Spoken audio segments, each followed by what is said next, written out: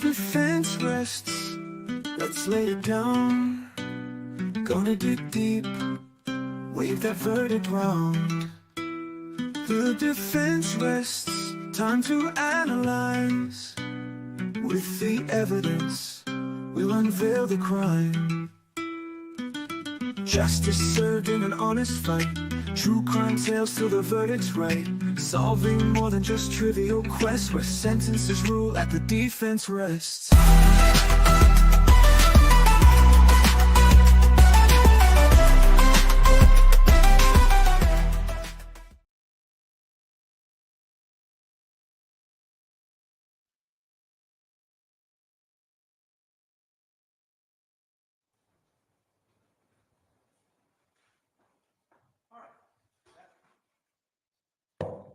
Those legal matters having now been concluded at the bench, the state is denying the court, excuse me, is denying the defendant's motions at this point, and we are ready to proceed with closing arguments, correct? Correct. All right, so we will bring out the jury.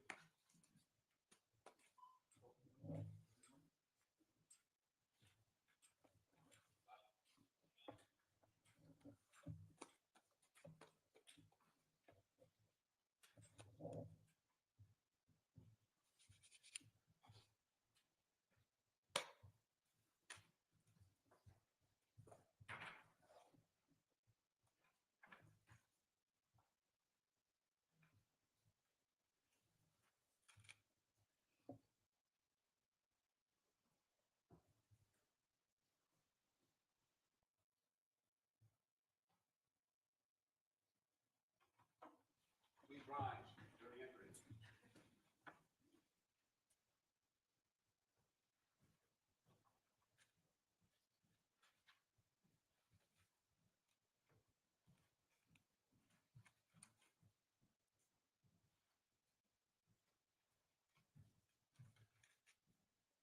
Please be seated. Good morning, ladies and gentlemen. Nice to see you all back. So as I explained to you yesterday, we are now at the portion of the proceedings where counsel for each side gives you their closing arguments. And so we will start with Attorney Sistine when you're ready. Thank you, Your Honor. Good morning, folks. I think I want to start by telling you a little bit about closing arguments. But before I do that, I want to thank you, and Jason wants to thank you. It's a tough case to sit through. Tough evidence. The videos are tough. They're critical, but they're tough. You saw a pretty gory video, a scene video where there was some medical work done on the alleged victim on the 4th of April, 2024. That's tough to take. I mean, we all know that. But we do hope that you hold to your oath and that you objectively look at this evidence. Okay. I mean, it's really important. I don't know how to stress it. I don't get to speak to you again after this. I mean, I'm handing Jason off to you this morning. He's totally out of my control. Okay. We trust you.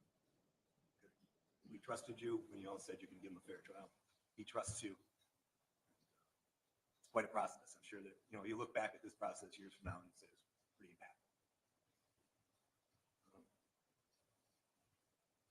I'll tell you something else. You can kind of exhale a little bit because there's a rule. I mean, we can't go on forever. There's a rule in this state where I can only use up as much as an hour. Prosecution can only use up as much as an hour. Then the court instructs you, and it's all yours. Just like the view that you took control of, that was your view. This is going to be your case. You're going to own this case.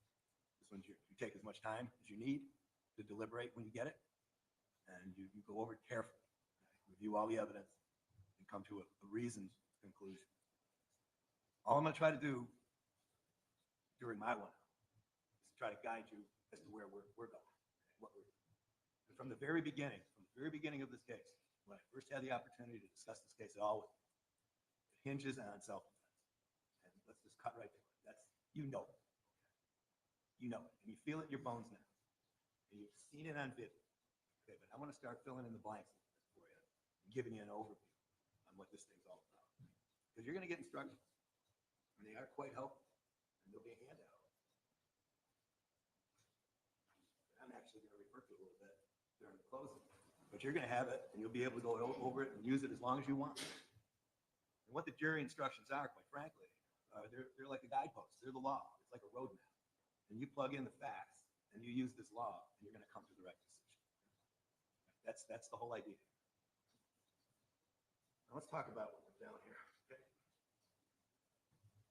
And really, the case starts before April 4th. It actually starts a few months before April. A few months before April 4th, none other than KYAL VIOLETTE, for some insane, crazed reason, approaches Jason while Jason's minding his own business. This is going to be a repeating theme now. While he's minding his own business, doing work on his house, an enraged, delusional KYAL VIOLETTE approaches him and does what? Threatens him for no reason at all. For some paranoid, made-up reason. And the paranoid, made-up reason back in October of 2023 was that Jason was informing on him to the police, which has no basis in reality. Excuse me, can someone help us? Dad, someone call 911. Can the jury be removed, please?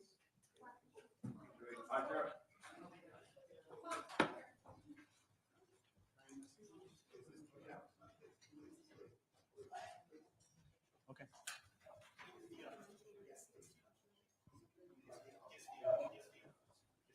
Should we clear the rest of the courtroom, perhaps? Or, I mean, the public, I mean.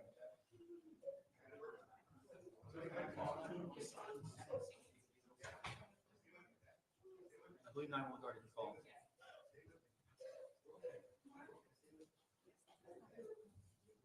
Thank you.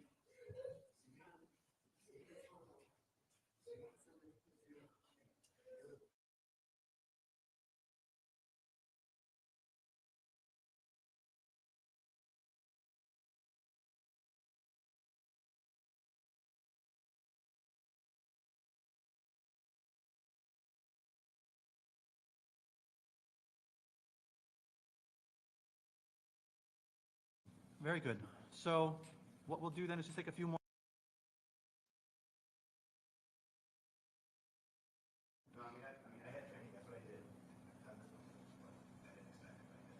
Okay. Are you ready to go on the record and talk about what we're going to do, or do you need a few more minutes? You're talking about your client. Okay. Well, in the meantime, my plan was to simply tell the jury, I was going to tell the jury that the person in the audience who had the medical emergency is doing okay.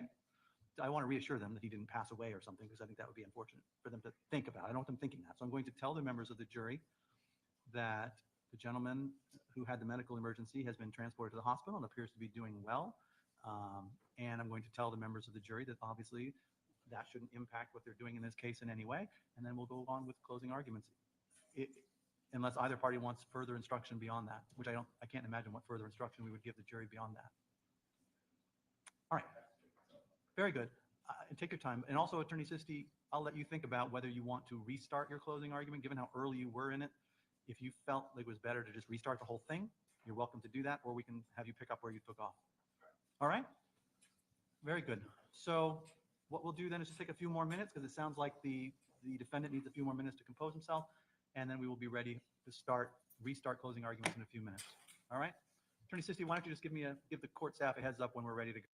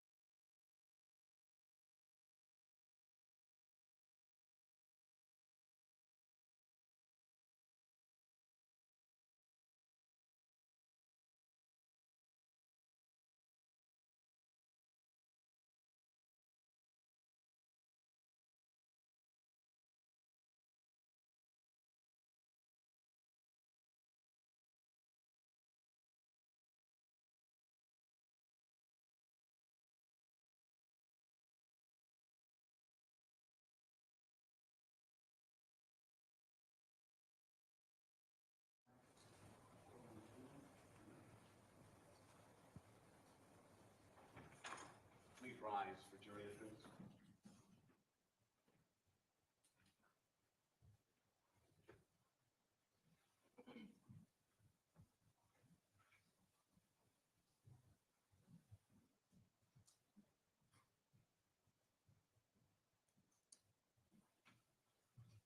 Please be seated.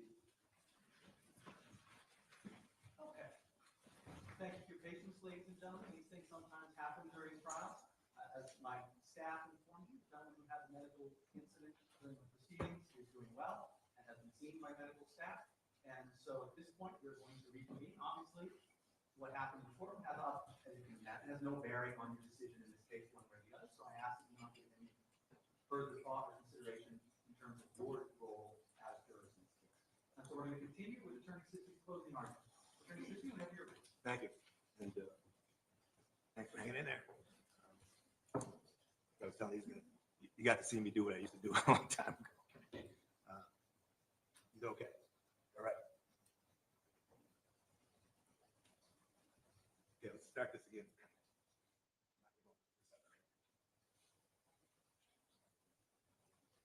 I want to get back to the very, very basic principles of why we're all here. And basically, why we're all here is to give Jason a fair trial and to follow the principles of law as they were outlined to you by the judge. And we'll go right back to the beginning. It was proof beyond a reasonable doubt, burden of proof, presumption of innocence, and then, folks, the additional thing in this case was self-defense. And you all got a grasp of what that was. And you got to see some of it during the course of the trial. And now I'm going to try to explain where we are. Like I said, this is an interesting case. It's a self-defense case. There's no question about it. And there's some very graphic material in here, very graphic medical material.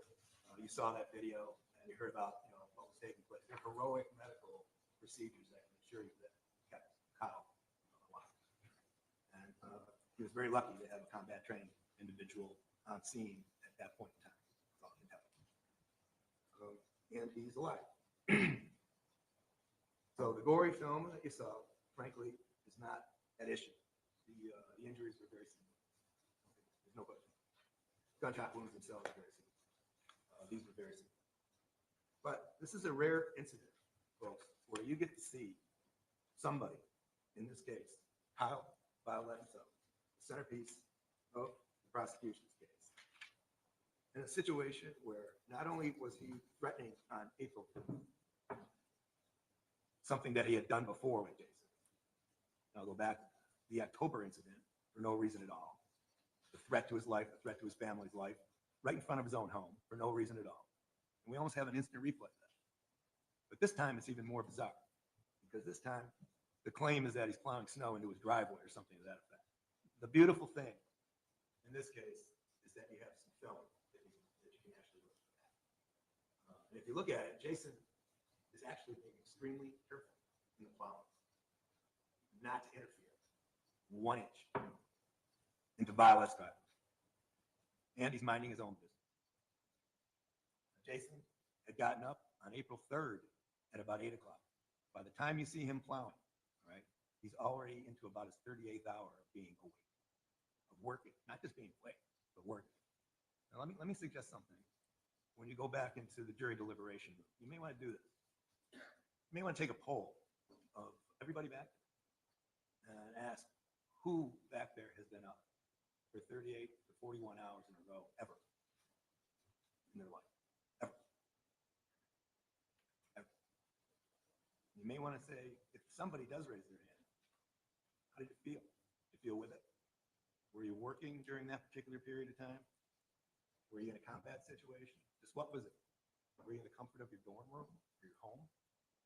Get the context. But I assure you, if there is somebody that was up that long, they will tell you that they were worth pretty much nothing mentally, pretty much nothing physically at that point in time. You can all relate. I mean, there's nights where you just want to go to bed, even though you've been up for only 15 hours. This is more than twice that length of time. So when Jason is confronted by Kyle Violette on the evening of April 4th, 2024, we know for sure from the video that Violette initiated the contact, and he literally, physically assaulted Jason. He placed his face intentionally on Jason's face. Now, why would somebody do that? And again, what would a reasonable person believe if somebody did that to them out of nowhere? Violette did it to threaten him. The physical act alone was a threat. I mean, imagine that. Imagine somebody coming up to you out of nowhere and sticking their face right onto your face. But it's not just sticking its face on your face. It's threatening him at the same time. And it's threatening him at night while he's minding his own business at his home with his daughter in his truck. That's the context. That's the very context of when this starts. That's the alpha. That's the beginning. Kyle Violette really is the alpha and the omega of this game. He started this. You know, you wouldn't be sitting here at all. Think about this. You wouldn't be sitting here at all but for Kyle Violette. Why did everything go down like that? What was that scramble all about? It was all about Kyle Violette. He placed himself in a position intentionally to threaten Jason. To threaten Jason with death. There was nothing conditional about sticking his face on Jason's face. And there was nothing conditional about threatening. And you'll see that it happens more than once. When you run that video, you take a look at how many contacts he had. I mean, what was he trying to prove? What in the name of God was going through his head? Other than to try to scare hell out of Jason Levesque. And to relive that same threat that he had with him months before. And again, it was for no reason whatsoever. None. Zero. So we know that he initiated the contact. We know that he stuck his face into Jason's face. We know that he made threats. He made multiple approaches. I'm going to ask you, I'm going to go through self-defense instruction in a second. I'm going to ask you, do not abandon your common sense when you sit here. When you looked at that, what did you see? Did you see some cool, calm guy coming out to say, please move some snow, please don't block my driveway? Or did you see an enraged, out of control, insane guy coming up on somebody minding his own business in the middle of the night? And that's the context that you have to take this case. And you're going to hear from the judge that you have to basically run it through the lens of what was going on that night. Not today, when we're all sitting in a courtroom, cool and calm, rolling it over in our heads, and going frame by frame, like Detective Dana did. Because that's not reality. The reality is that this whole interaction took about 11 seconds. This was quick stuff. Quick decision material. With a man that was shocked that he was even going to run into Kyle Violette that night. There was no reason for it. Reason means something in this case.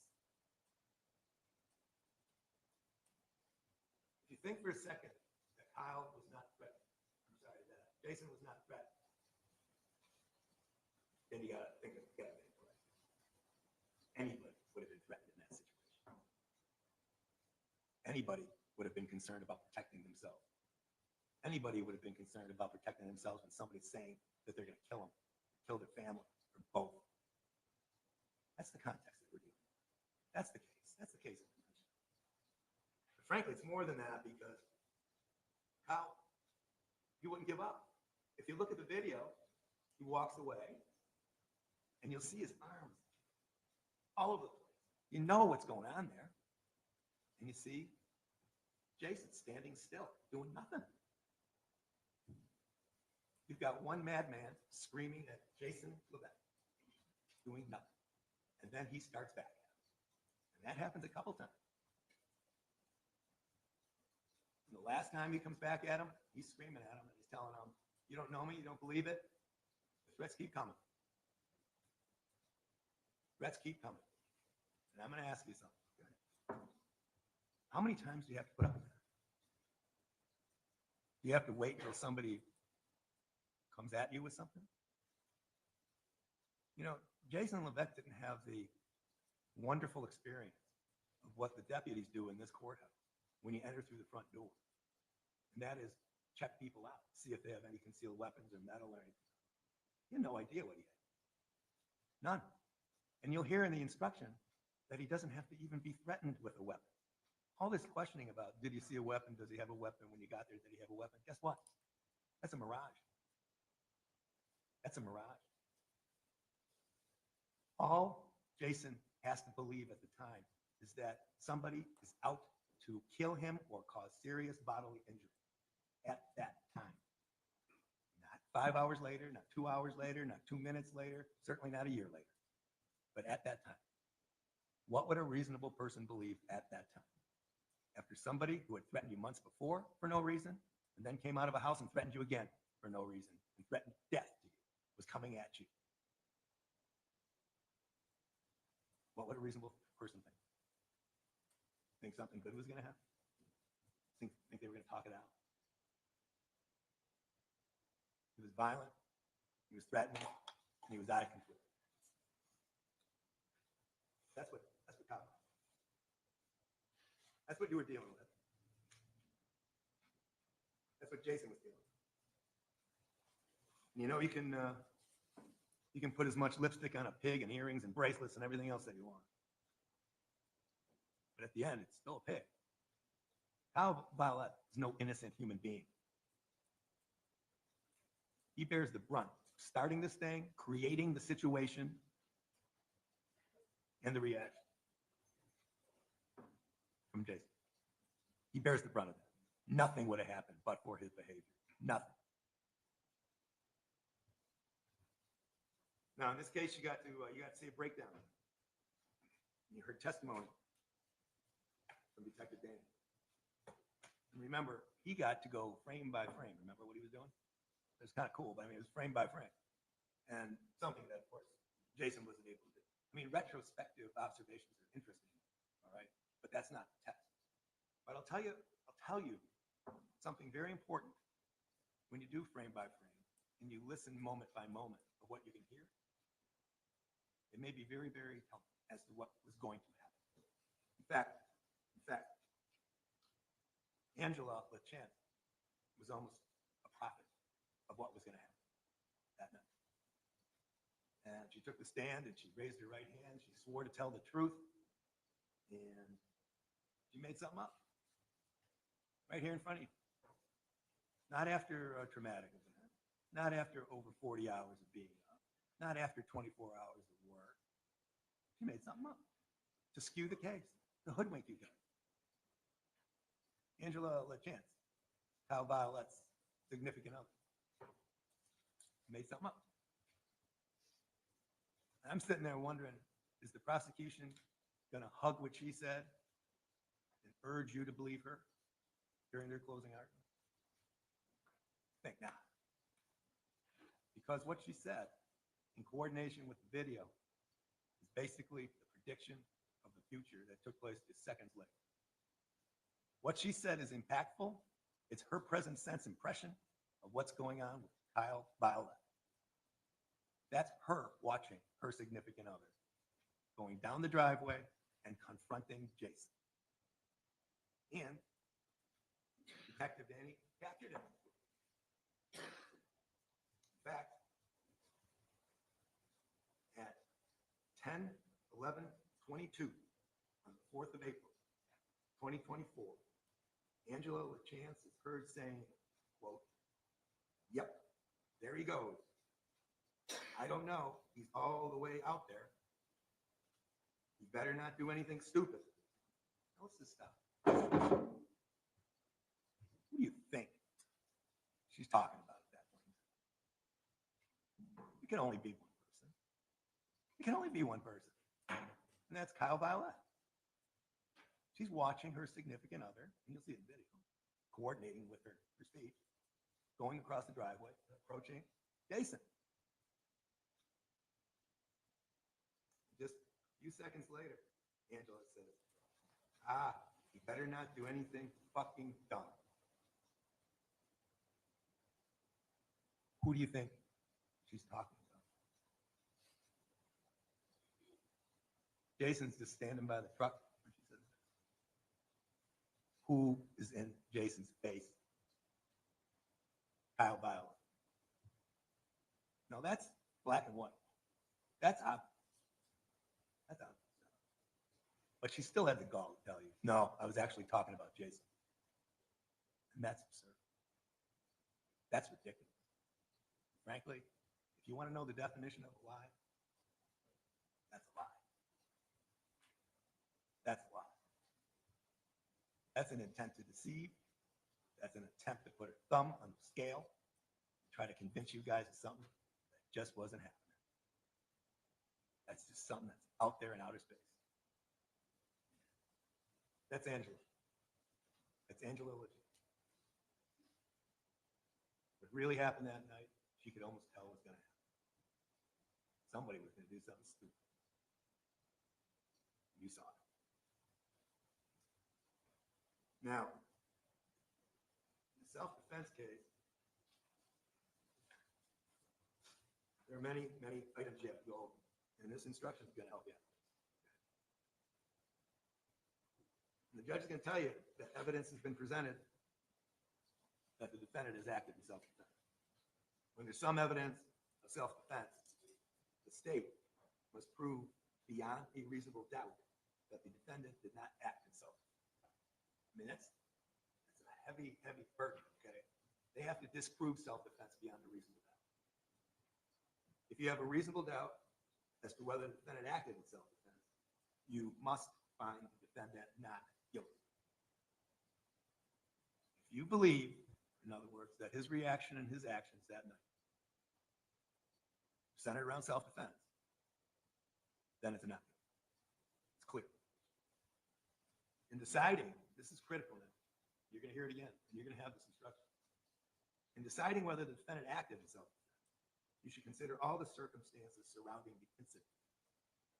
All the circumstances surrounding the incident, which include the prior threat, all the work he did that day, his exhaustion, the fact that he was put upon by surprise, and that he was threatened. You should consider how the defendant acted under the circumstances as they were presented to him at the time, and not necessarily as they appear upon detached reflection. So you have to step back. You have to see how he would have been seeing things at that time. Not under a microscope, not after, clear, detached reflection, none of that. But at the time, these things happen quickly. And that's why this particular instruction is important. You should consider whether the defendant's belief that it was necessary to use deadly force was reasonable when he acted in the heat of passion.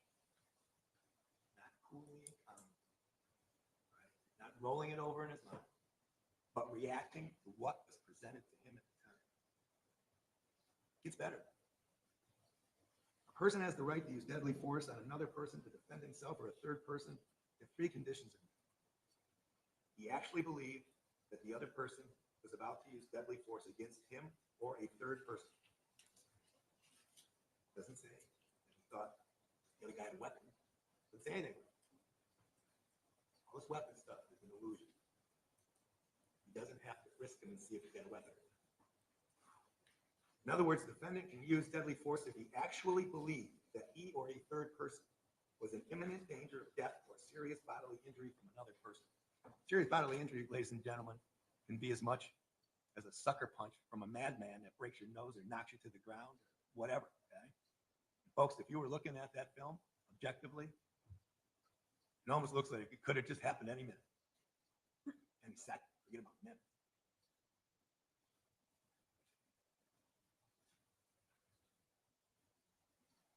There's a definition of serious bodily injury.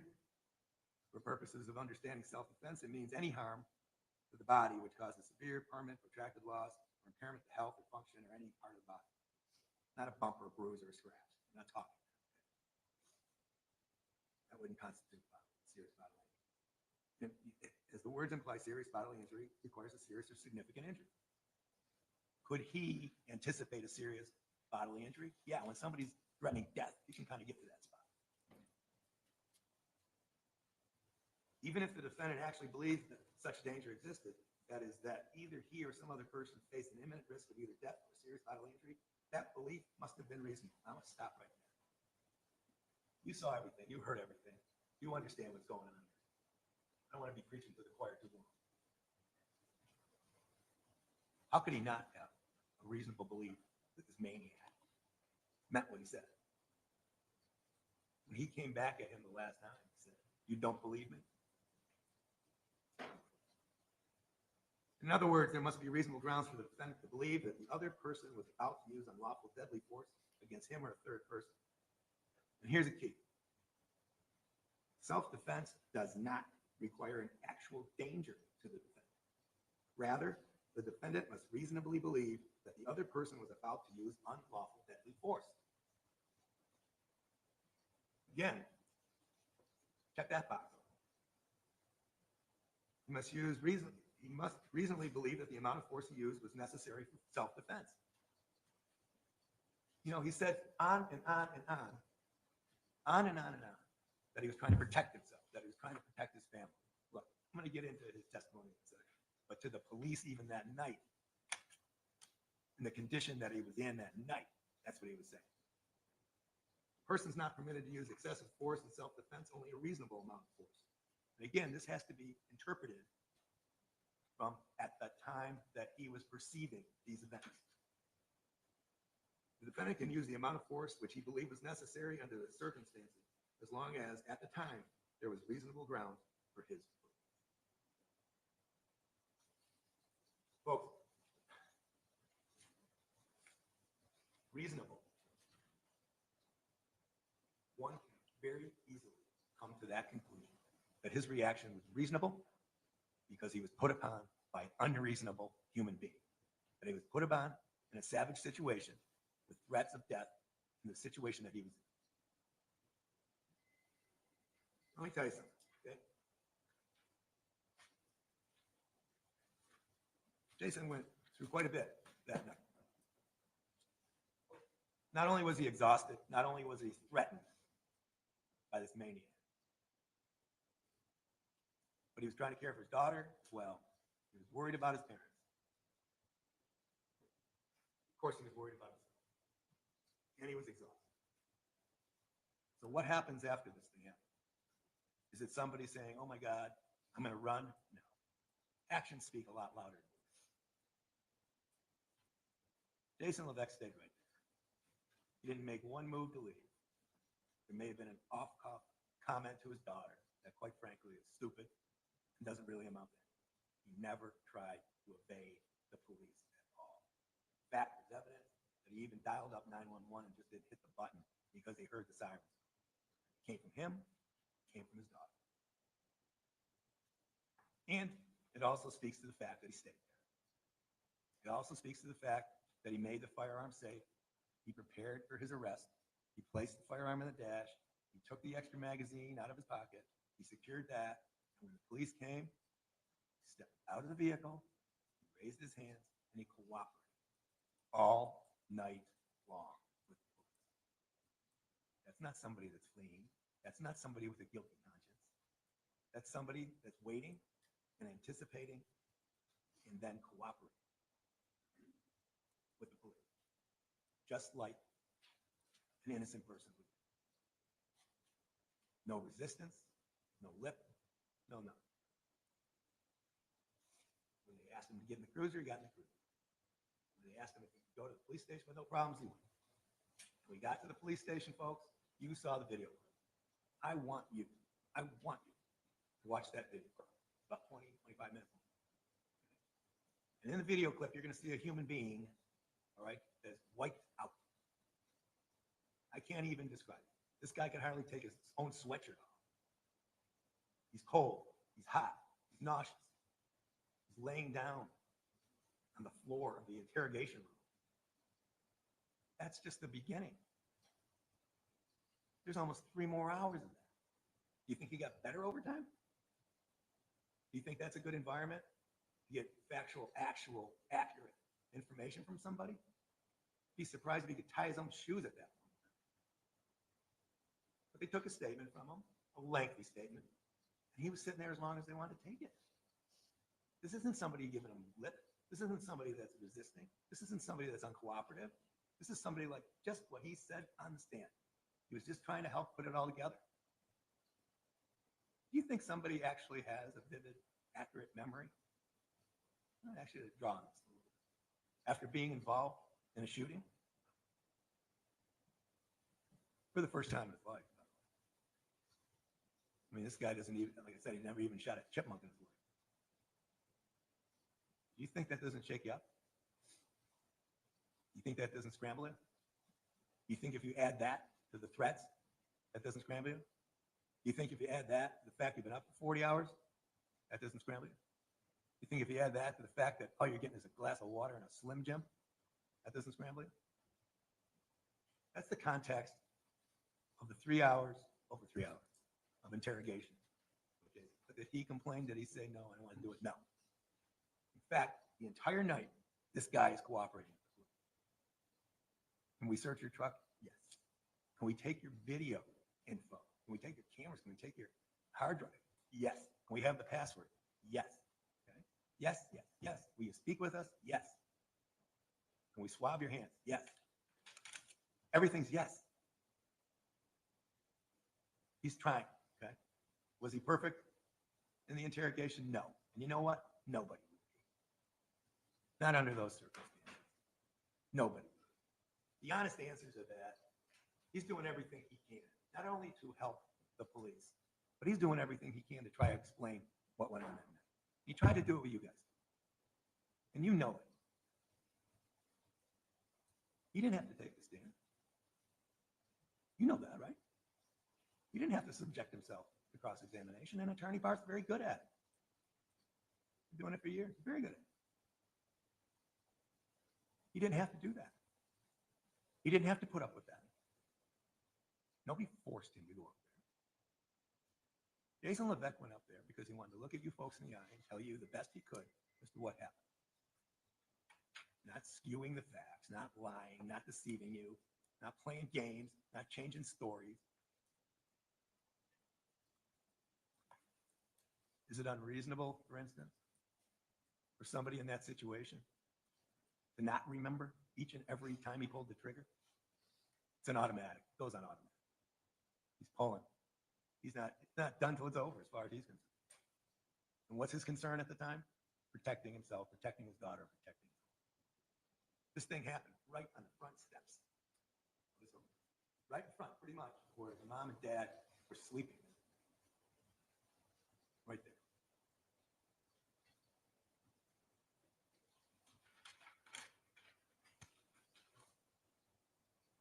No lies and deception. That's a red herring. I'm going to urge you to take your time when you're deliberating. I'm going to urge you to listen to everything that's going on in those tapes that you have. Watch everything that's going on in those tapes. Okay.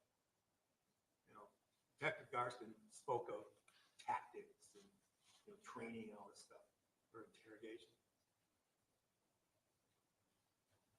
Maybe he was running an interrogation with tactics and training and everything else. Jason Levesque, he's not sitting there constructing a self-defense defense. He's not constructing anything. He's trying the best he can to cooperate with the police after a traumatic incident. A first for him, shooting anything that was living and breathing. And you'll hear Garston. You'll hear him in that tape. Listen closely. When his body cam is not switched off, or he's talking to another officer. And he says, let's talk to this guy now. Let's talk to him now while he wants to talk. They got him in their place. They got him while he's exhausted. They got him while he's easy pickings. And you know what? They know deep in their heart, they got a very frail human being that probably isn't going to be the best person in the world to get accurate information. They could have circled around 5 more times and probably gotten 5 more answers. Because even yesterday, Jason's not sure exactly what happened that night. You know why? Because the body tries to stop remembering things like that. It protects itself. It goes into shock. It tries to get rid of members like that. And those are difficult to bring back accurately all the time. There's nothing unusual about that. Any trauma situation, there's nothing unusual. It's typical, it's human, it's natural. Some of you may have experienced this.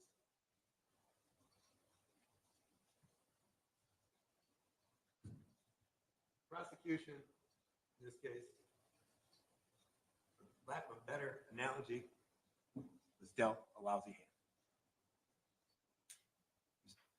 In order to get a conviction in the United States of America, in a courtroom like this on a criminal case, you got to hold aces. You got to prove the case beyond a reasonable doubt. Okay? No goofing around, no halfways, no maybes, no probablys, no could-haves. None of that stuff works. The only way they get a conviction in this case is to prove beyond a reasonable doubt each and every element of the offense charged, each and every one beyond a reasonable doubt. And they have to disprove self-defense beyond a reasonable doubt. And in this case, ladies and gentlemen, they got dealt a lousy hand. They don't have 4 aces. If you flip their hand over, what they really have, a bunch of jokers. And the joker in the case is KYAL Violette. They got dealt KYAL Violette. And when you get dealt something like that, that's a gigantic reasonable doubt. And when you get dealt somebody that acted the way he acted in a self-defense case, that's a lousy hand. But don't feel sorry for him. This isn't about sympathy. They're not about worrying about their case. It's about critically analyzing their case and making them prove their case beyond a reasonable doubt. You have to make them prove it. And if they don't, you understand that in the United States, you're doing your duty. You're doing your duty by coming through the doors of the deliberation room at the end of a trial and at the end of running through all the evidence, coming through and saying not guilty. That's the justice in the criminal justice system. It's not doing favors for the state. You don't do that. It's holding them to their burden. And I pray you do. I mean, there's a lot of junk that's going on outside of this courthouse. You all know. I mean, our country's divided all over the place. All kinds of junk going on. Maybe the purest form of being a citizen right now, the purest form of being a citizen in this country, the purest form of democracy in this country, the purest form of doing your duty as a United States citizen in this country right now is in courtrooms just like this, with jurors just like you. Think about that. You're really the reflection of this community. You know that. When you go back there, you're going to see you come from all different walks of life. You all have your own talents, you all have your own backgrounds, and you all have common sense. And if you all work together in this case, if you all put your minds together, all 12 of you will get back, you're going to come up with a very just decision by using your common sense, looking at that evidence, being critical of the state's case, and following the rules. So, ladies and gentlemen, I'm going to ask you. I can't do anything anymore for Jason. I can't do a thing. And all I'm doing is putting all of my trust in you guys. And so is he. So really, take great care in your deliberations. Be sure to follow the rules. Take all the time you need. And thank you again. I appreciate it. Thank you. Thank you, Attorney Sissy. Thank you, everybody.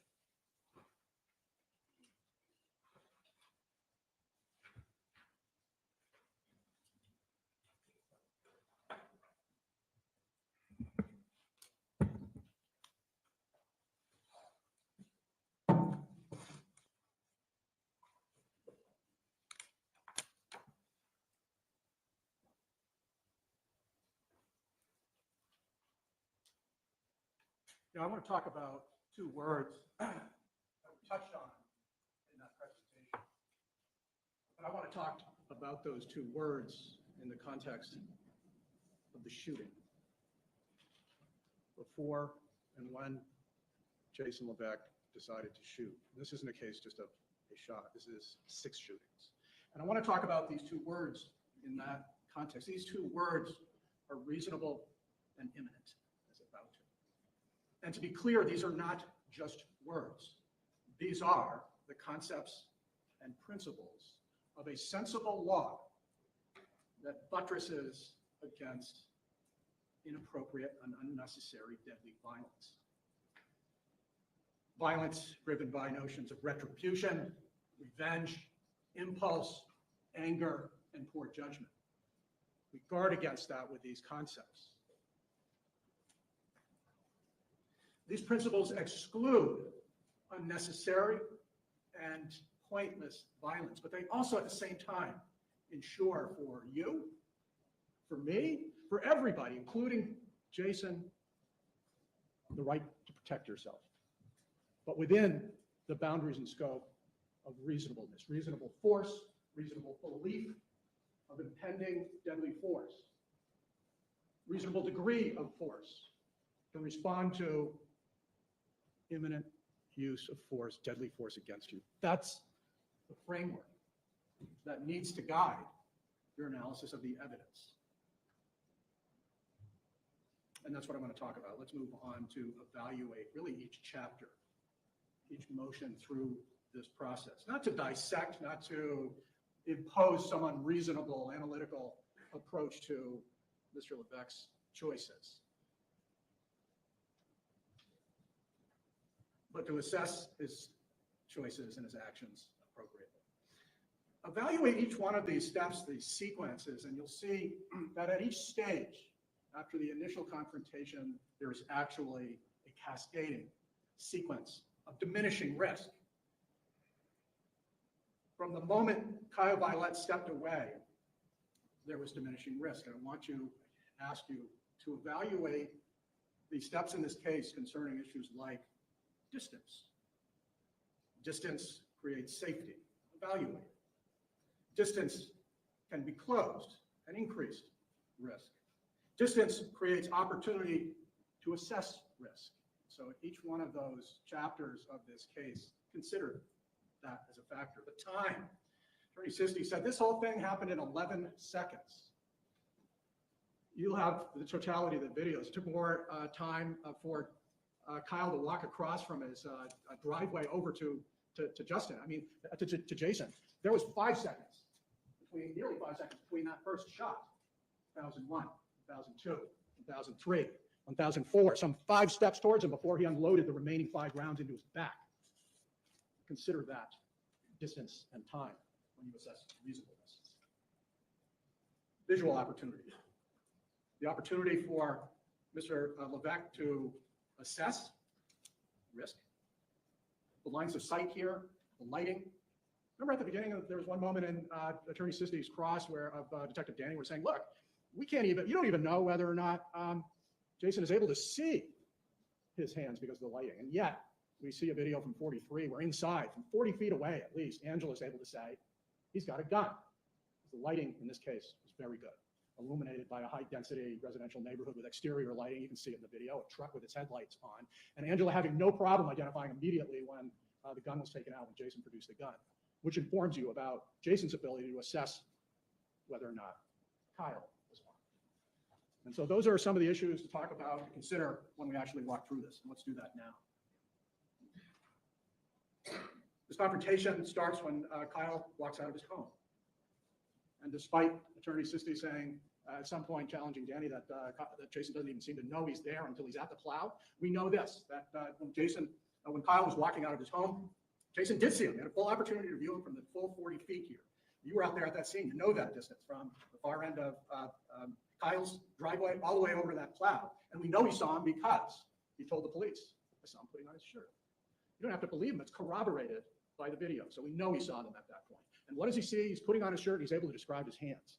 You know, this is informative moment about whether or not there are reasonable concerns about KYAL's ability to cause violence of such a degree that would justify what happens next. Nothing in his hands. You can see him putting on his shirt. There's nothing underneath. No reasonable basis to believe that he's armed coming over. Jason admits that he can see his hands, that there are no weapons, that there's no means of imminent threat as he's walking over. And let me just address this one point that Attorney Sisti said, that no weapons is just an illusion. It's a red herring. That's nonsense in a case like this. It's true that there's this phrase in the instructions that say, look, he doesn't actually have to be in danger. But that means if somebody presented a firearm that was carved out of balsa wood and painted black, the actual threat of that is zero, but the perception of it could be reasonable. That's not this case. There still needs to be a reasonable apprehension that Kyle had the means, the ability to cause lethal deadly force. And obviously something like weapons is highly relevant to that reasonable analysis, is it not?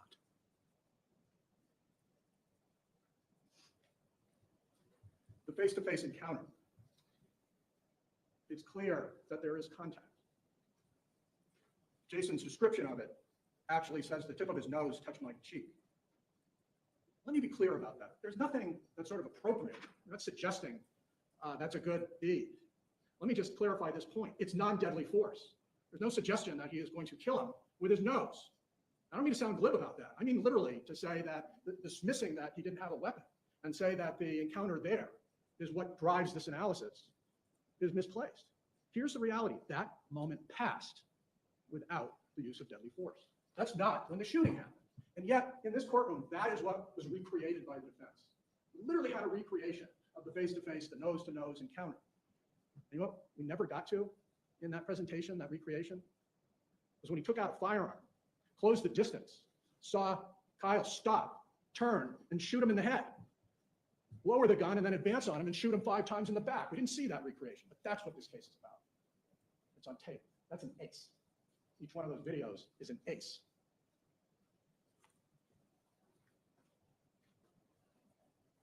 You know what could have happened at that nose-to-nose assault?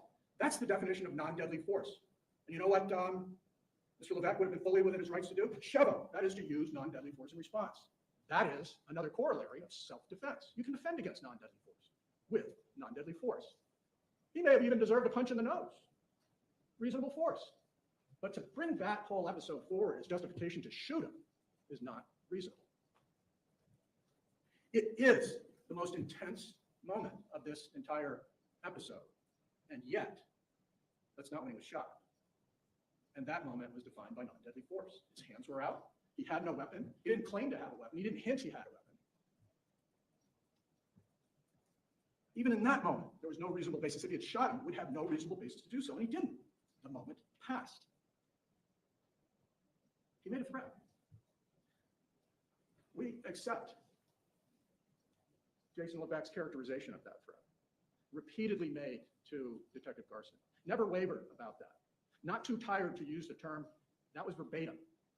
Not too confused to say those were the exact words. Not too confused to repeat the conditional threat over and over and over again when Detective Thurston revisited those issues to do his looping. Tell me what he said. Every single time it was a conditional threat. I want to talk about that. Let's be clear. If words are the basis to justify killing somebody, then words are really important.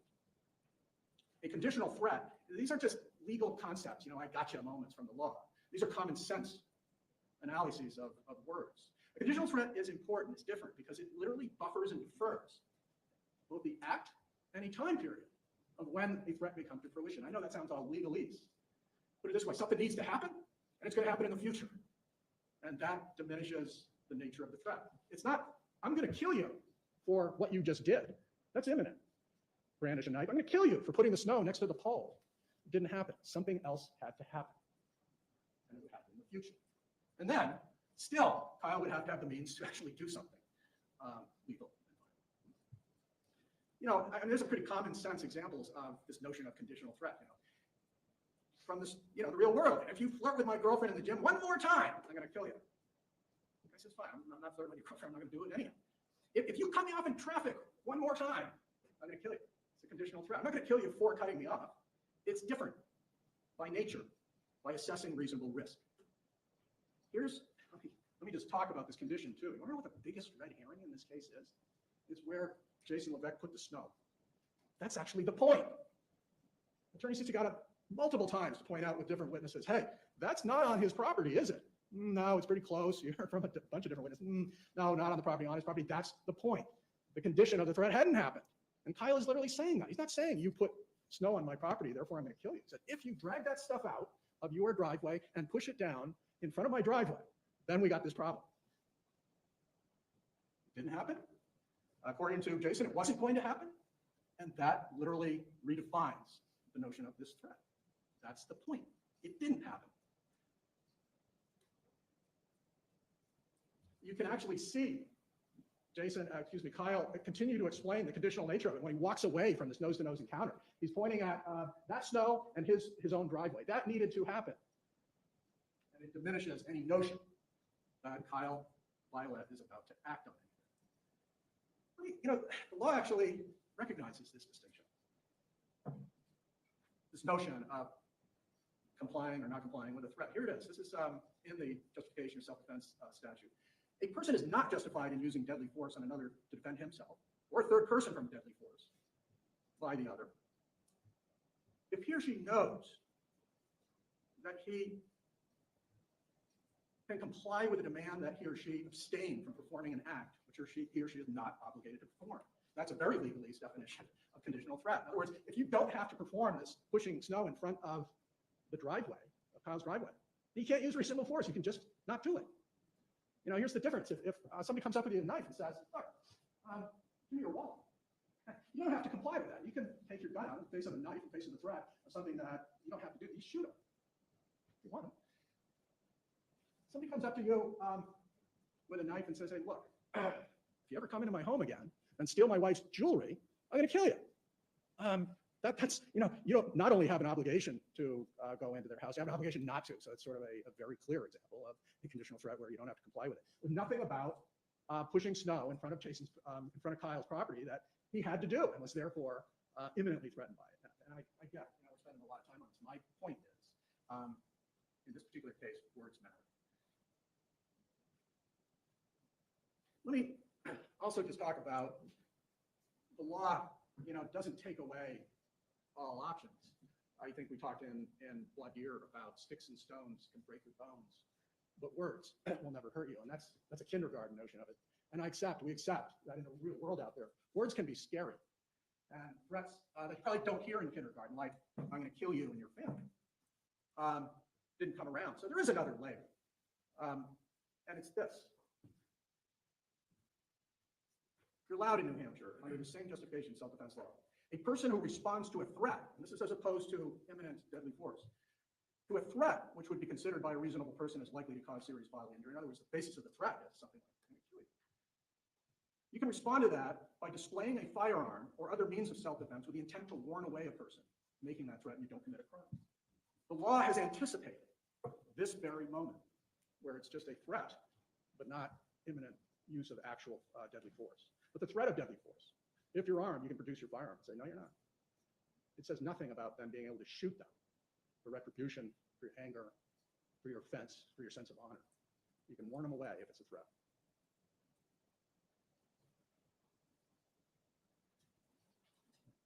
And to be clear, you know, Jason Levesque never claimed a standalone threat. He got up on the witness stand and made that claim because he's got to. He's got to get away from this notion of conditional threat. Got to get away from the notion that he was just entitled to brandish a firearm. He got up there and said, you know, after the nose-to-nose encounter, he walked away and said, you don't believe me? I'm going to kill you. Here's the problem with that. This is a credibility issue.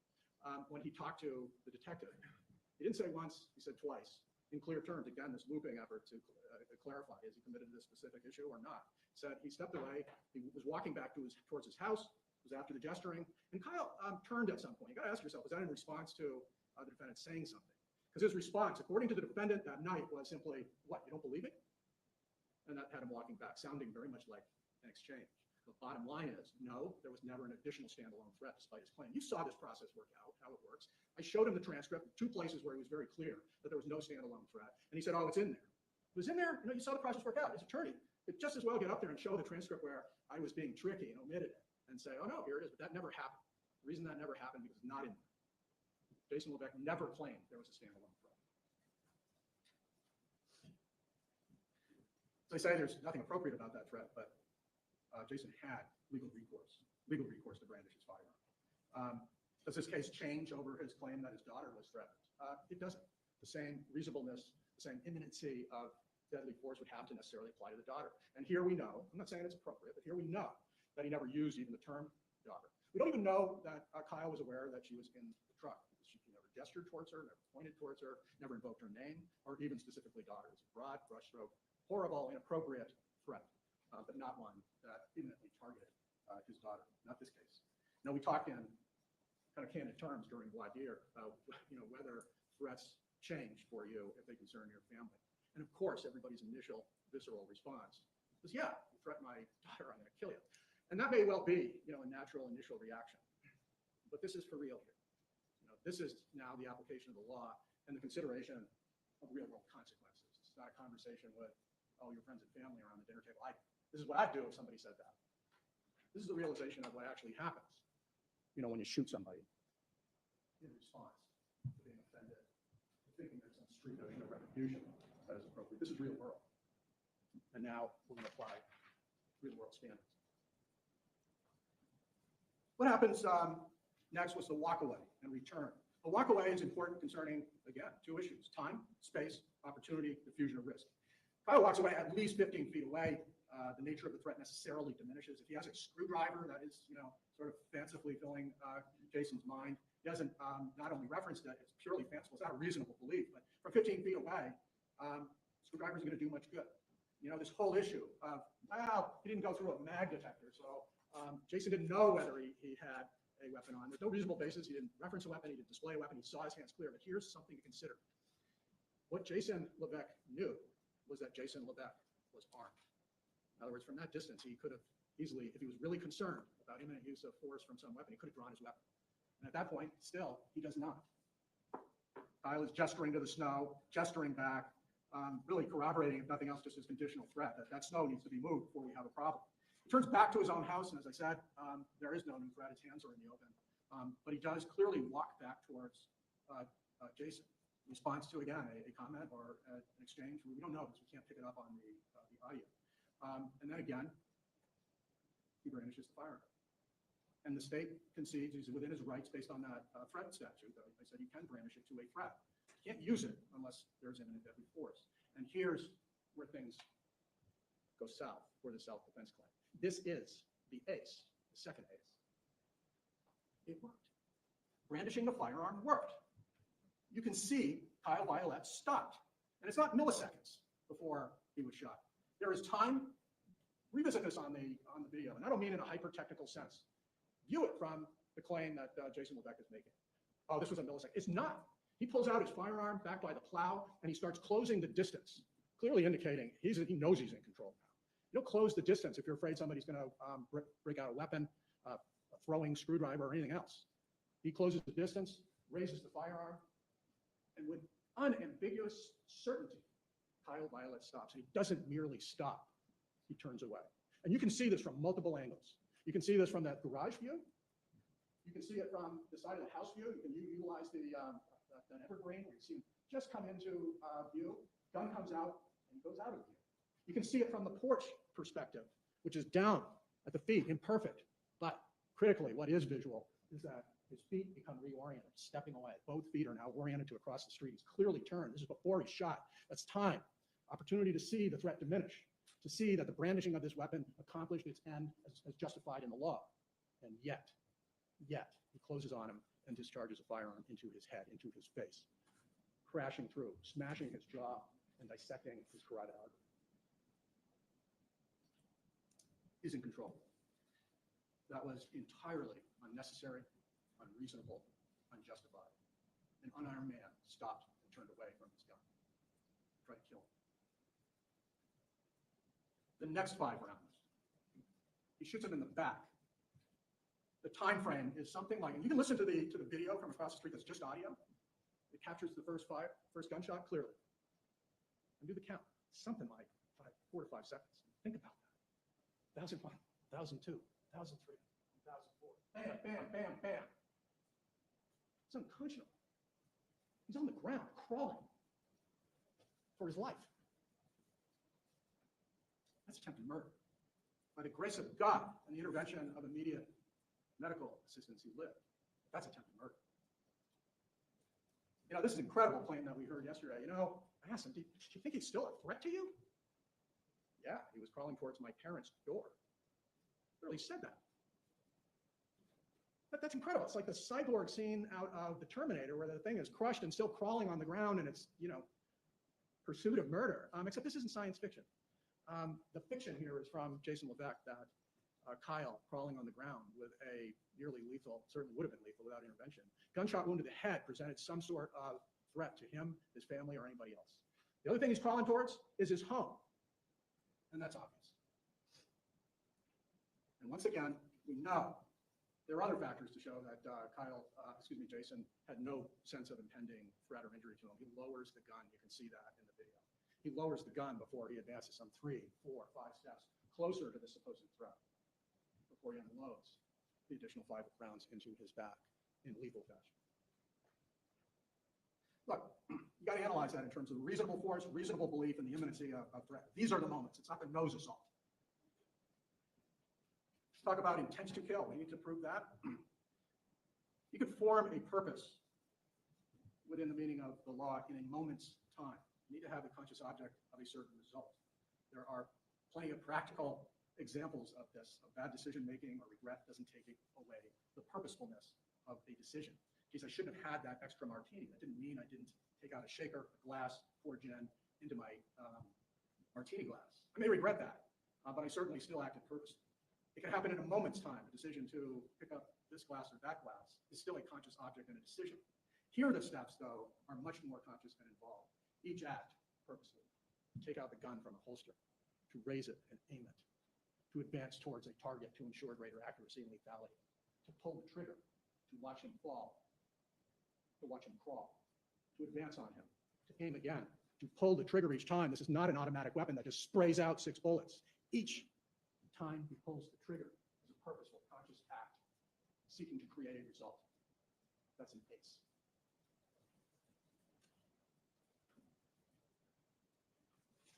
Look at the nature of these wounds. A headshot, 5 additional shots that each found potentially lethal marks. He's got shots in both buttocks, clearly indicating he's not a threat, but all those shots were potentially lethal. You heard the doctor say that each one was in an area of critical vascular, nerve, and organ systems. One of the bullets through his buttocks blew out his abdomen, dissecting his bowel, requiring emergency surgery.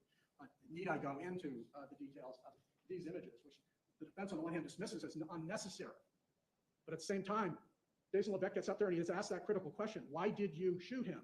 Did you intend to kill him? No, I just wanted to stop him.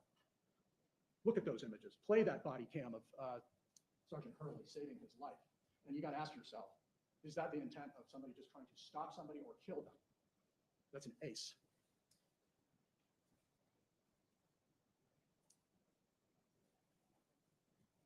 Let me talk about Jason Levesque's claims that he made to Detective Garson. Confusion, memory, tiredness. Look, these lies that he made that we talked about were central issues required for self-defense.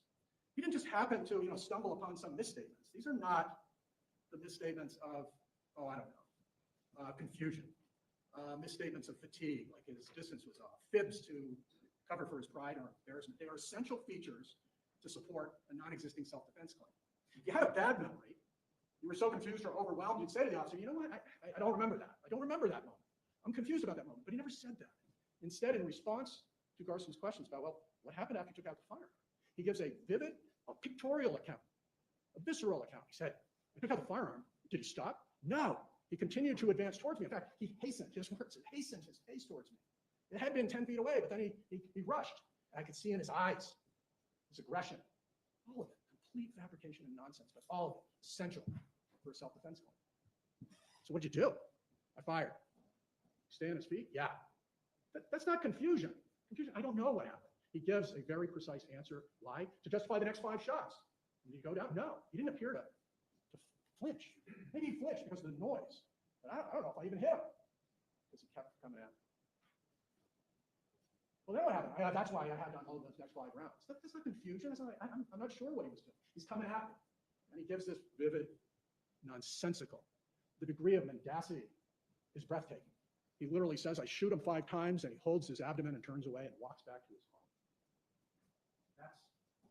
self-serving lie to fabricate self-defense because he knows what he did. Otherwise, we'd see kind of this random confusion of facts that some support, some don't make sense, some aren't corroborated. But it just happens to be that each lie is such a divorced distance from truth and happens to land squarely within a set of facts that would support self-defense if true. But we got some aces. We got videos that demonstrably show these lies. Let me talk about some other aspects of the defense claims. That he was tired at the street side and therefore was having difficulty. We've got to adopt this 40 hours of sleep. First of all, that whole notion that he was up for 40 hours is a credibility question for Jason Levesque. He's working for a commercial plow company that has some liability. You think they don't give him breaks over the course of the day, that they're not conscious about the amount of time somebody's on the road. He's operating a commercial plow where apparently even at that hour, he's able to make precise judgments and assessments of distance, of force, to plow, to pick up his daughter, drive safely there, but he's too tired in the next 5 minutes to make rational assessments about risk and whether or not Kyle is on his feet or not after getting shot in the head. Let me just say, he's not tired in the sense that that he's absolved of responsibility. He may be sleep deprived and dangerous, but that's a different matter. How about that he consented to the videos? Look, he's sitting there in there's another immunity card from the defense. Well, he gave him the video. Look, Garston heard about the video earlier on. He looped back at page 66. He hears about it at page 27, but he's the one who says, hey, you got video from tonight? And it's true, the defendant signed over the video. Do we know whether he's thinking, hey, maybe there's a Hail Mary here, that there is a kind of a perfect convergence of omission? It was pretty close. I mean, one of the videos just has him coming into view. The porch video is facing down. The garage video has only the sliver. And do we know whether he's making that calculation or not? I don't know. But we know he couldn't count on 43, pulling it all together, getting that arc of a view, that if you see these things in conjunction, you know that Kyle Violette stopped when the gun came out. You know, with the totality of these videos, that he was closing the distance. You know that there was sufficient time between brandishing the firearm, Kyle stopping and pulling the trigger to assess risk. You know he went down after the first shot, and you know he came over to try and execute him with the next 5. That he gave them that video doesn't change any of that. Those are 4 aces. I hope he doesn't do anything stupid. Look, I want to talk about red herrings. Let's assume he's talking about, that she was talking about Kyle. Stupid doesn't mean that he's going out there. What she doesn't say is, boy, he's armed and dangerous. I hope he doesn't go out there and kill him. Stupid is going up and putting your nose in somebody's face and making a horrible threat that could have resulted in him brandishing a firearm or getting punched in the nose. But nothing about, geez, I think he's going to go out there and kill him. Red herring. Let's talk about this repeated mantra claim from the defense that Kyle Violette is a lunatic, a maniac. Look, maniacs run out into the road with a bloody axe and threaten you. Here, let's not forget the actual facts here. And they want to omit, the prior event with the snow to make him look like a maniac. You heard from Kyle's daughter. That's got to be one of the most objectively grounded, reasonable, pleasant witnesses we've seen. And she described being at home with her dad, who she adores, and planning a family night, sitting down at dinner, planning to watch a movie, where everyone went to their room, and they were getting apprehensive about the plow not showing up, and that they were all going to have to get out there and shovel, and the anxieties went up. And even Kira, Jason's daughter, acknowledged that, the first storm, we did plow in front of this place, and they did say something. We said, it'll melt. And so there was anxiety about that. I'm not suggesting, again, that the threat is reasonable. I'm suggesting it's not maniacal, that there is context for this, that there's history for it. Don't put that in front of my driveway again. It sort of diminishes the maniac view of this, doesn't it? And likewise, let's go through just some of these other efforts to assail Kyle's sort of humanity. The so-called prior event. What was that about? Talk about innuendo. I mean, we had, once we got into the detail of it, it's like, well, who is this guy? I don't even know if he was my neighbor. I couldn't pick him out of a lineup. Did you call the police on Kyle? No. Did you see Kyle again before this? He might have been taken out of his trash. You can't even identify that dude. And they're bringing that forward as some sort of an assault on his character to create an image in your mind that is much different than the guy who was having a family dinner and got anxious about having a hand remove snow. That's not fair. What about the claim that when when Jason returned to his vehicle, that he told a joke about running. That is more breathtaking than Dassity. Somebody who just shot somebody this side of death can't possibly tell that kind of a joke unless they're a sociopath.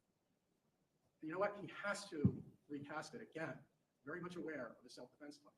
If he got up there and admitted, yeah, I was thinking of running, it's an admission that he knew what he did violated the law. Because only people who violate the law and want to avoid legal recourse and consequences run. First thing he says to his daughter is, should I run? And this isn't just a passing, moment. You heard what Kira had told the police. He asked me, should I run? I said, no, can't run. And he doesn't stop it there as a ha-ha joke. He says, well, then what should I do? The response is not, oh, ha-ha, you're joking. It's, this is your path. You've got to figure this out. Should I call 911? I don't know. And no, he doesn't. That's not a joke.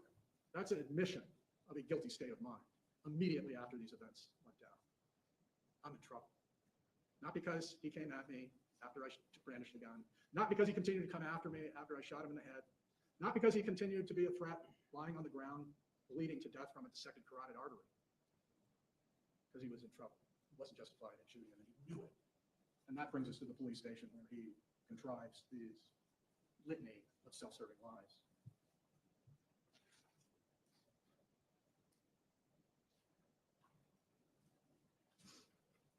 We had heard in opening that, if Kyle wanted to kill him, he could have. He could have gone back and got another magazine. These images depict Kyle's intent. Excuse me, Jason Levesque's intent. Kyle Violette was as close to dead as you can get without funeral. This is the intent to kill. There was no discretion on the part of the defendant to temper his use of violence. You got to weigh the reasonableness, the degree of that violence in light of the actual evidence. Take a look at it. I want to talk briefly then about this notion of Kyle's actions that create then a reasonable belief. He's on the ground in one instance and stopped in the next. And now you've been invited to view Jason's perception of that and to simply accept that whole clock. That's not the standard. Jason needed to have believed he was in imminent threat of receiving deadly force. We know he wasn't because he was in control of the firearm. We know he wasn't because Kyle stopped. We know he wasn't because Kyle was crawling for his life when he received the next 5 rounds. But even, so that's the first prong. Even if you get there, you do get to evaluate this objectively to determine whether it's reasonable. And to dismiss it simply because he was tired is not the law. If he was tired, he should have used extra caution and care with a firearm and the actual use of deadly force. Being fatigued is not an immunity card. It doesn't dispense with objective notions of reasonableness. We literally heard from Jason Levesque up on the stand that, you know what, I don't even know what self-defense is. You lawyers getting tricky on me with this defense notion, self-defense. I didn't know what it was, therefore I couldn't have been contriving it. Here's a guy who explained that he carries a weapon because of a prior incident with some machete. Of course he knows what self-defense is. He literally explained that's why he carried. And yet we're supposed to believe he's too confused, too ill-informed, too tired to reasonably weigh out self-defense. He knew self-defense, and that's why he lied. He knew self-defense, that's why he carried and was supposed to carry responsibly. Look, ladies and gentlemen, I want to sort of address and end on this issue of another concept that we heard in opening statements. At one point, Attorney Sisti said, basically, this is the theory of the case. Kyle Violette got what he deserved. First of all, to assess that, you got to take a look again at what Kyle got. And it's in these pictures. This is what Kyle got. And it was all from words. Grossly inappropriate words, but words nonetheless, not married to, not advanced by actual threats. And it is, at this point that we invoke justice. That, I told you at the outset, it sounds kind of corny if I said this around my Thanksgiving table at the Ask to Leave, but embedded in our civic duty, our civic culture, justice is sacred. The process of achieving justice is embedded, provided for in our Constitution, the process of determining justice.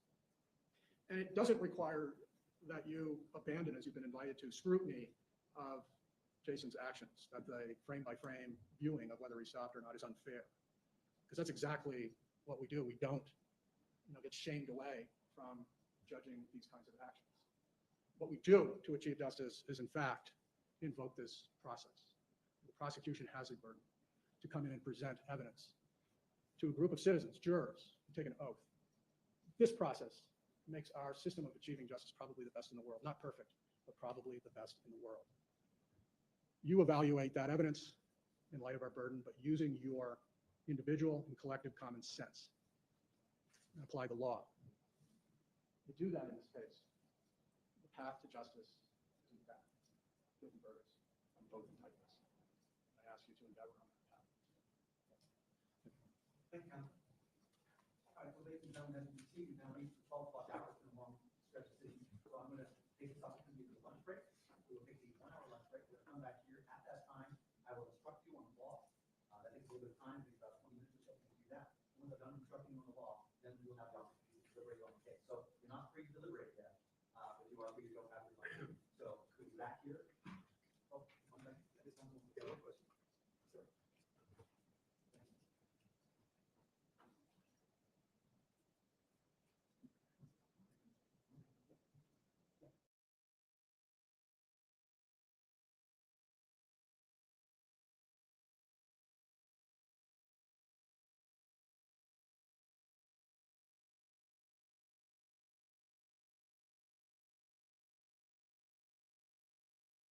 I did do a quick jury verdict form. Yes, thank you. You can all be seated. My apologies. Take a look at that. Tell me if you want to make any changes to it. We all have time to change it.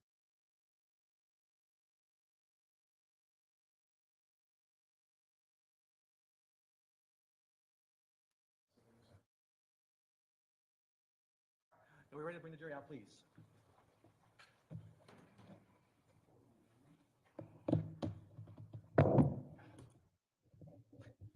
How many times can I do that? Should probably change the setup up here.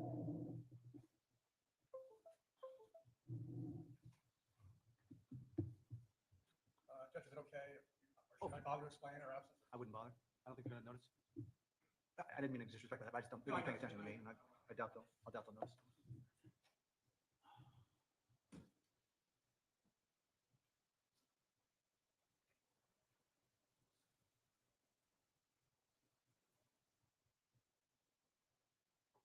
Please rise, jury entry.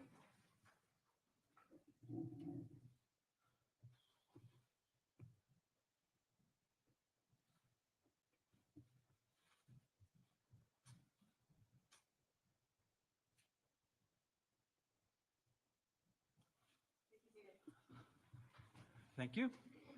Good afternoon, ladies and gentlemen. I hope you enjoyed your lunch. We are now ready to commence again. So, members of the jury, the evidence and the arguments in this case have been completed, and I will now instruct you as to the law that applies in this case. And after that, you will retire to decide your verdict. To reach a fair and just verdict, you must understand and follow the law as I explain it to you. For example, you'll have to understand the definition of the crimes with which the defendant is charged, what to consider in deciding whether to believe a particular witness, and how convinced one way or the other you should be before you reach a verdict. These instructions will explain the law as to these and other matters so that you can reach a fair and just verdict. It is your duty as jurors to follow all of the instructions I'm about to give you. You must follow the law as I explain it to you, regardless of any opinion that you might have as to what the law ought to be. It is up to you to determine the facts in this case. You must decide this case solely on the evidence presented at trial and the law as I will explain it to you. You should reach a fair and just verdict without prejudice, without fear, and without sympathy. Now, the fact that the defendant has been arrested and charged is not evidence of guilt. The indictments are merely a way of giving the defendant notice of the charges against him. The indictments are a formal way of accusing the defendant of the crimes charged to bring him to trial. In your deliberations, you must not consider the defendant's arrest, the charges, or the fact that the defendant has been brought to trial as evidence of his guilt. The possible punishment the defendant might receive if you were to return a guilty verdict should not influence your decision. The duty of imposing sentence is for the judge. You should base your verdict only on the evidence and the law without considering any possible punishment. You have heard the lawyers discuss the facts in this case, and you've heard them discuss the law in their arguments to you. These arguments from counsel are not evidence. Their purpose is to help you understand the evidence and the law. If the lawyers stated the law differently from the law as I explained it to you, then you must follow my instructions and ignore the statements of the lawyers. If the lawyers state the evidence differently from how you recall it, then you should follow your own memory of what the evidence was. During your deliberations, you should consider only the evidence presented at trial. The evidence consists of the testimony under oath of the witnesses, the exhibits that were admitted at trial, and what you saw on the view. You may not guess or speculate about evidence. You may only consider what has been introduced into evidence and the reasonable inferences that can be drawn from that evidence. And by reasonable inferences, I mean conclusions which reason and common sense lead you to draw from the facts that are proven to your satisfaction. As I explained earlier, during the trial, the lawyers made objections. The lawyers are supposed to object when they believe that certain evidence is not admissible. If I sustained an objection or excluded any evidence, you must not guess as to what the answer or evidence would have been. If I ordered that a question and answer were to be stricken from the record, you must not consider either the question or the answer as evidence. Likewise, if I overruled an objection and allowed a witness to answer a question, you're not to give any such evidence any special importance because of my ruling. When I rule on an objection, I am merely applying the law as is my duty. If you believe that I suggested or expressed an opinion as to any facts in my rulings, you should ignore such opinion. The court in this case, as in all cases, is completely neutral and impartial. It is up to you alone to decide the facts of this case. Now, there are two different types of evidence. There's direct evidence and circumstantial evidence. Direct evidence is direct proof of a fact, such as testimony of a witness based upon personal knowledge. That is, what the witness saw, heard, or otherwise experienced. Circumstantial evidence is indirect evidence, which tends to prove a disputed fact by proof of some other facts. There's a simple example which I use to demonstrate the difference between direct and circumstantial evidence. Imagine that as you were sitting here, you looked outside the windows of this courtroom and you could see that it was raining. That would be direct evidence that it is, in fact, raining. Now assume that you were sitting in this courtroom and it didn't have windows, but that as you're sitting here, someone walks in the courtroom and they're wearing a raincoat and they're carrying an umbrella, and the umbrella and the raincoat are dripping wet. Now, you can't see outside, so you don't have any direct evidence that it's raining outside. But on those facts, as I've asked you to imagine them, it would be reasonable and logical for you to assume that it was, in fact, raining outside. That's all there is to circumstantial evidence. Based on reason and common sense, you infer from an established fact the existence or non-existence of some other fact. You should consider both types of evidence. There's no legal distinction between the weight of direct evidence as compared to circumstantial evidence. You're permitted to give equal weight to both, but you must decide how much weight to give any evidence, whether it's direct or circumstantial. However, there is one rule relating to circumstantial evidence that you must keep in mind. If the state presents only circumstantial evidence to prove one or more elements of the charged offense, then to convict, you must find that the totality of the evidence excludes all reasonable conclusions other than guilt. This means that if from the circumstantial evidence it's rational to arrive at two conclusions, one consistent with guilt and one consistent with innocence, then you must choose the rational conclusion consistent with innocence. In determining whether all reasonable conclusions other than guilt have been excluded, you should not consider any item of circumstantial evidence in isolation. Rather, you should consider each item of circumstantial evidence in the context of all the other evidence. You must understand, however, that this circumstantial evidence rule does not apply to direct evidence. Therefore, if there's a conflict between witnesses who offer direct evidence concerning certain facts, you should seek to resolve the conflict. For example, suppose that there are two eyewitnesses to a crime, and one testifies that the defendant committed the crime, and the other testifies the defendant did not commit the crime. That presents a situation where there's a conflict in direct evidence. And in that situation, you, the jury, should attempt to resolve the conflict and must decide whether, based upon all the evidence, the state has proven the defendant's guilt beyond a reasonable doubt. So in summary, you should consider all the evidence in the case and decide whether the state has proven the defendant guilty beyond a reasonable doubt. Now, in reviewing the evidence, you should consider the quality of the evidence and not the quantity. It is not the number of witnesses or the quantity of the evidence that's important. What is important is the quality of the evidence. In deciding whether the state has proven a charge against the defendant beyond a reasonable doubt, you must decide the credibility of witnesses. That is, it is up to you to decide who to believe. If there's any conflict between the witnesses, then you must resolve the conflict. Simply because a witness has taken an oath to tell the truth does not mean that you have to accept the testimony as true. In deciding which witnesses to believe, you should use your common sense and judgment. I suggest you consider a number of factors: the witness's appearance, attitude, and behavior on the stand, and the way the witness testified, whether the witness appeared to be candid, whether the witness appeared worthy of belief, the witness's opportunity and ability to see or hear the things about which the witness testified, whether the witness has an interest in the outcome of the case, the accuracy of the witness's memory, any bias of the witness or friendship or animosity the witness may have for or against any of the people in the case, whether the witness had any reason for not telling the truth, whether what the witness said seemed reasonable or probable, whether what the witness said seemed unreasonable or inconsistent with the other evidence in the case or with prior statements by the witness. If you believe that part of a witness's testimony is false, you may choose to distrust other parts also, but you're not required to do so. Inconsistencies and contradictions within a witness's testimony or between witnesses do not necessarily mean that you should disbelieve the witness. It is possible for honest people to witness the same event and see or hear things differently. You should evaluate inconsistencies and contradictions and determine whether they are important or unimportant. You need not believe any witness even though their testimony is uncontradicted, nor are you required to accept testimony as true simply because some or even all of the witnesses agree with each other. You may find the testimony of one witness or of a few witnesses more persuasive than the testimony of a large number. You can accept all of what a witness has said to you. You can reject all of what a witness has said to you, or you can accept some of it and reject some of it. These principles apply to all witnesses, whether they are ordinary citizens, police officers, experts, or otherwise. In short, you should consider the testimony of each witness and give it the weight you think it deserves. Under our constitutions, all defendants in criminal cases are presumed to be innocent unless proven guilty beyond a reasonable doubt. The burden of proving guilt rests entirely on the state. The defendant does not have to prove his innocence. The defendant enters this courtroom as an innocent person, and you must consider him to be an innocent person unless and until the state convinces you beyond a reasonable doubt that he is guilty of every element of the alleged offense. If, after all of the evidence and the arguments, you have a reasonable doubt as to the defendant having committed any one or more of the elements of the offense, then you must find him not guilty. A reasonable doubt is just what the words would ordinarily imply. The use of the word reasonable means simply that the doubt must be reasonable rather than unreasonable. It must be a doubt based on reason. It is not a frivolous or fanciful doubt, nor is it one that can be easily explained away. Rather, it is such a doubt based upon reason as remains after consideration of all the evidence that the state has offered against it. The test you must use is this. If you have a reasonable doubt as to whether the state has proved any one or more of the elements of the crime charged, you must find the defendant not guilty. However, if you find that the state has proved all of the elements of the crime charged beyond a reasonable doubt, then you should find the defendant guilty. Now, the laws of New Hampshire set forth certain crimes, and each crime has a precise definition with at least two parts or elements. There's a mental state and there's an act. And in deciding whether a person is guilty of a crime, you must determine both what the person's actions were and what his mental state was. For a person to be guilty of a crime, he must have the requisite mental state, and he must have physically acted to do something that is criminal. The word act refers to a physical deed. The word mental state refers to what a person mentally believes that his physical act will accomplish. For a person to be guilty of a crime, he must have physically acted to do something that is criminal, and he must have had a particular state of mind. Unless a person both acted to do something that is criminal and had the required mental state, the person has not committed a crime. To understand how mental state works, consider this example. Suppose two different automobile drivers hit a pedestrian who was crossing the street. Suppose that one of those drivers hit that pedestrian deliberately, whereas the other one did so out of carelessness. The two drivers would be guilty of different crimes, even though they both committed the same act, because they had a different mental state. One did it purposefully, and the other did it carelessly. Those are the different mental states. The matter of determining a person's mental state is something that you will have to decide. There's often no direct evidence of a person's mental state because there is no way of examining the operation of a person's mind. You should consider all the facts and all the circumstances based on the evidence presented in the case in deciding whether the state has proven that the defendant had the requisite mental state and acted to do something that is criminal. All right, so now I'm going to explain the two different charged offenses in this case. So count number one, and this is charge ID 2228154C. You don't need to remember that. But in count number one, the defendant is charged with one count of attempted murder.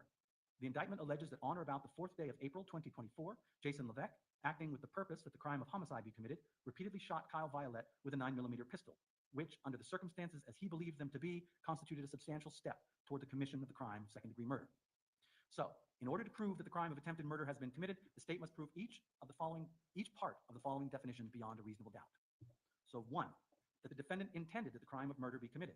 That is, that the defendant acted with the purpose that the crime of murder be committed. Purposefully is defined further below. The crime of second-degree murder requires that a person causes the death of another. This means that the death of another person would have been the direct result of the defendant's actions. That was number 1. Number 2, the state must prove that the defendant took a substantial step toward the commission of the crime. The acts must be more than mere preparation to commit a crime. The acts must be a substantial step towards the commission of a crime. A substantial step means acts which strongly support the conclusion that the defendant intended to commit the crime of murder. Here, the state claims that the defendant committed the following acts. He shot KYAL VIOLETTE repeatedly with a 9mm handgun. It is up to you to decide whether this act constitutes a substantial step toward the commission of crime of second-degree murder. Those are the elements of the crime of attempted murder. Certain words in that definition need to be further defined. The first is purposefully. Part of the definition of the crime is that the defendant acted with the purpose that the crime of murder be committed. This means that the state must prove that the defendant had the conscious object to cause KYAL VIOLETTE's death. The key words here are conscious object. Conscious object means that the defendant had a specific intent. It means the defendant desired to cause a certain result or to do the prohibited acts. It's not enough for the state to prove the defendant knew or was aware of what he was doing, nor is it enough for the state to prove the defendant created a risk of injury or harm. To prove that the defendant acted purposefully requires more than that. It requires proof that the defendant specifically intended or desired to bring about a particular result or to do particular acts. Now, at this point, I'm going to instruct you on self-defense, because evidence has been presented that the defendant acted in self-defense. When there is some evidence of self-defense, the state must prove beyond a reasonable doubt that the defendant did not act in self-defense. If you have a reasonable doubt as to whether the defendant acted in self-defense, you must find the defendant not guilty. In deciding whether the defendant acted in self-defense, you should consider all the circumstances surrounding the incident.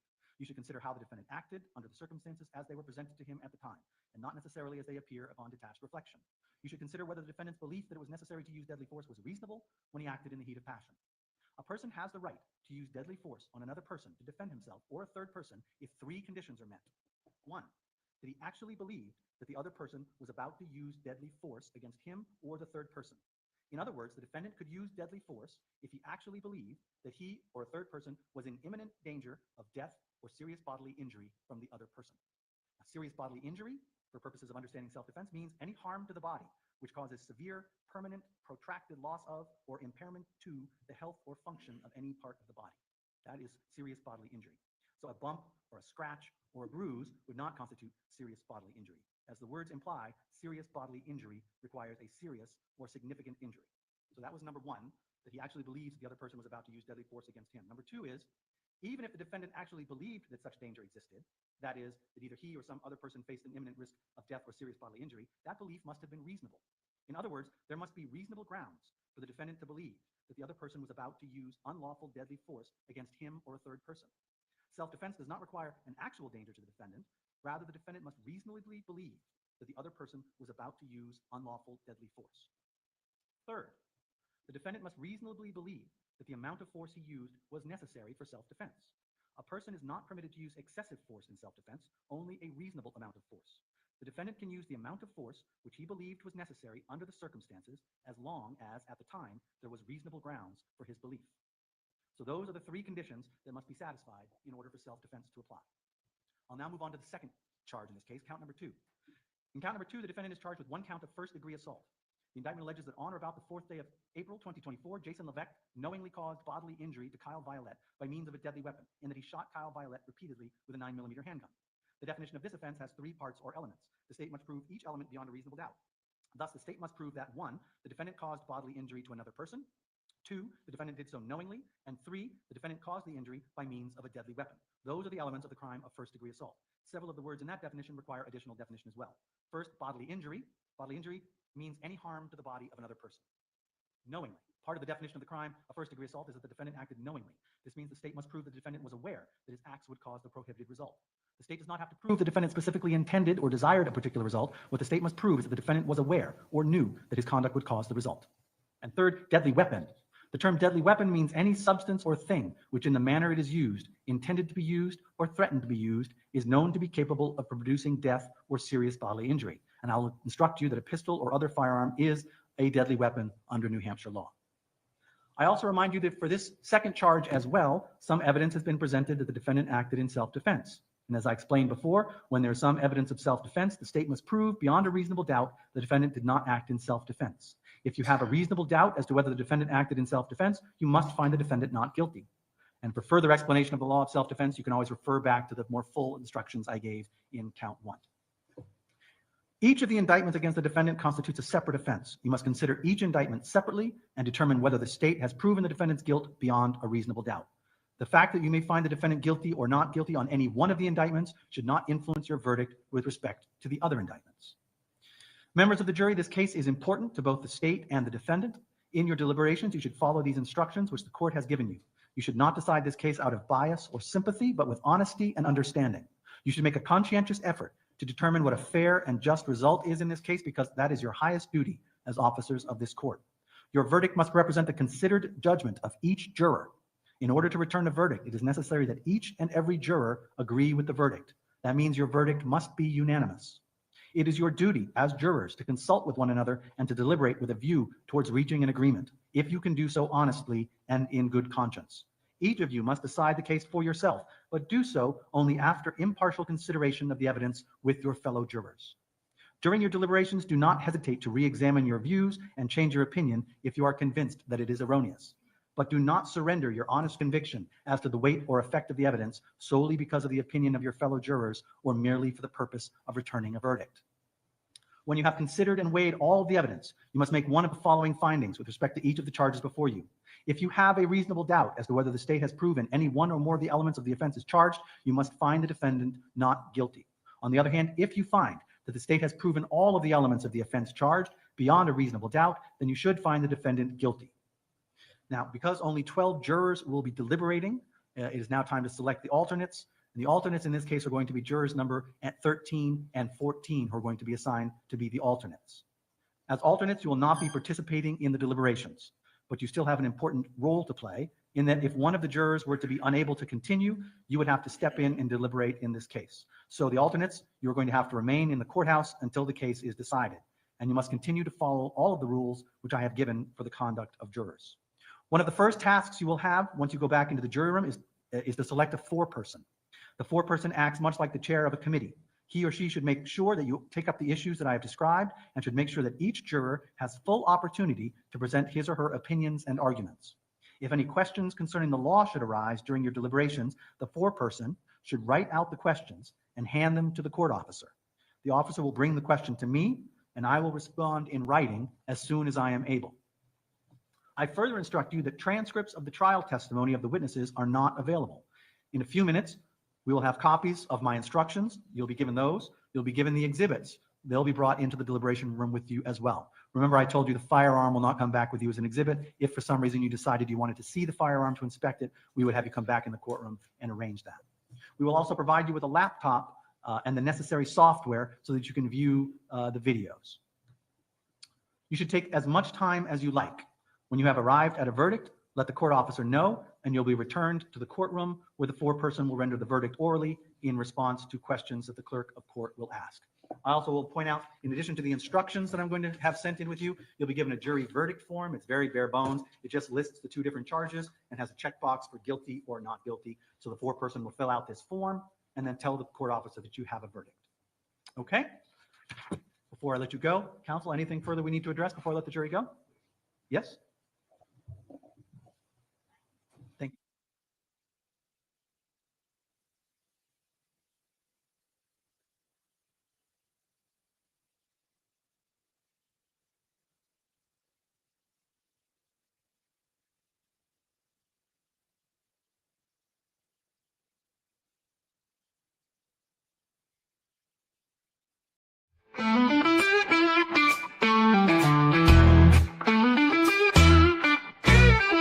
Hey there, thanks for stopping in.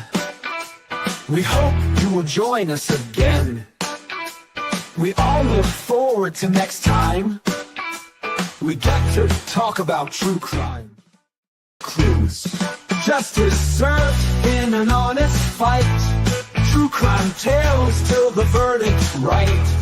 Solving more than just trivial quests, where sentences rule and the defense rests. Our true crime family is great. All types of topics we debate. Smash that like and ring that bell. Hit subscribe, you might as well.